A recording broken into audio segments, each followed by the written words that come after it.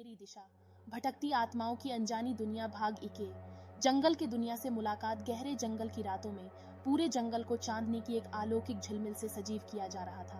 एक छोटे से गांव के किनारे एक पुराने और वन्य प्राकृतिकता से भरपूर संबंध थे, लेकिन इस प्राकृतिक सौंदर्य के पीछे एक डरावनी कहानी भी छिपी थी, जिसे लोग अपने दिलों में छिपाया हुआ था। रजत एक साहसी युवक, वह गांव का निवासी था जिसने जंगल के अद्भुत गुटखाती बातें सुनी थी। गांव में हर कोई ने उन अद्भुत बातों को सुना था जो जंगल में घूमने वाली आवाजें थीं, जिनसे अधिकांश लोग डर से कांपने लगते थे। लेकिन रजत एक दृढ़ विश्वासी इन सब को केवल कहानियों का हिस्सा मानता था। भाग 2। रहस्यमय जंगल की रात। एक दिन चांदनी की रोशनी में रजत ने तय किया कि वह जंगल में रात बिताएगा, ताकि वह अपने दोस्तों के साथ उस रहस्य को सुलझा सके। उनकी आत्मा की अभिव्यक्ति और यथार्थ की तलाश ने उन्हें जंगल की अंधाधुंध दुनिया में ले गई। जब वे जंगल में कदम रखते हैं तो वहाँ की चुप्पी और अंधेरे में एक विचित्र शांति महसूस होती है। पंचायत के लोग उनके साथ हैं, प्रत्येक एक अपनी मंशा के साथ डरावनी कहानियों का आनंद लेते हैं। रजत ने लंबे सफर तय किए, उनके पंखों वाले रास्तों ने उन्हें भागते भटकती आवाजें रात के अंधकार में डर की आंखों में एक प्रकार की अद्भुत शांति। रजत और उनके दोस्त अंधकार में आगे बढ़ते, उनके हृदय में डर है, लेकिन उनका जज्बा भी हमेशा बढ़ता जाता है। वे आंखों से देखते हैं, क्या देखते हैं, क्या सुनते हैं। कुछ दूर एक मंदिर की मूर्ति एक आदर्श अनुभव के संकेत देती है। वहां खड़े होने पर उनके कानों में एक डरावनी आवाज आती है।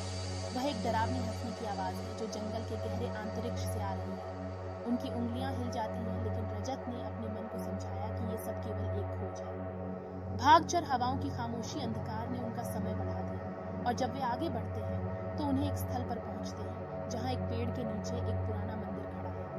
मंदिर के दरवाजे खुले हुए हैं और अंदर की रोशनी उनकी आत्मा को खींच रही है। वे धीरे से अंदर प्रवेश करते हैं, डर के बावजूद।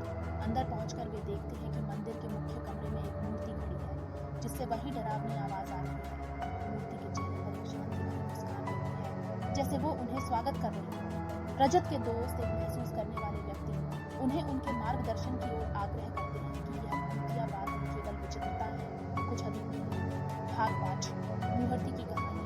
मूर्ति से एक डरावनी आवाज आ रही है, लेकिन इस बार वो आवाज अलग है। मूर्ति अपनी कहानी सुना रही है।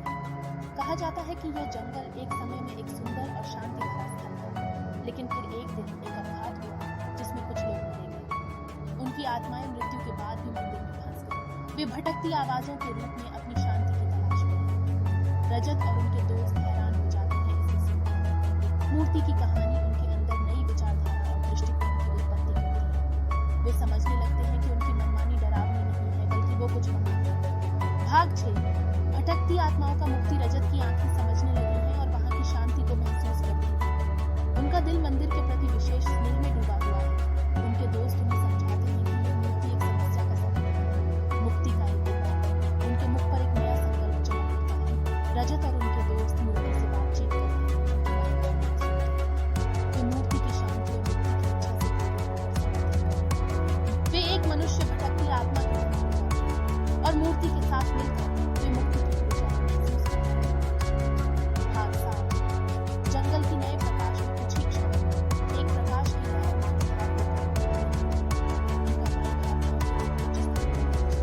जहां उनका विश्वास अंधकार की जगह प्रकाश का समारोह होता है और रजत और उनके दोस्त का चेहरा खिल उठता है। अब जंगल नए प्रकाश में उजाले में लिपट जाता है और रजत और उसके दोस्तों के दिल में खुशी और शांति की अहमियत का एहसास होता है। वे समझ जाते हैं कि उन्होंने अपनी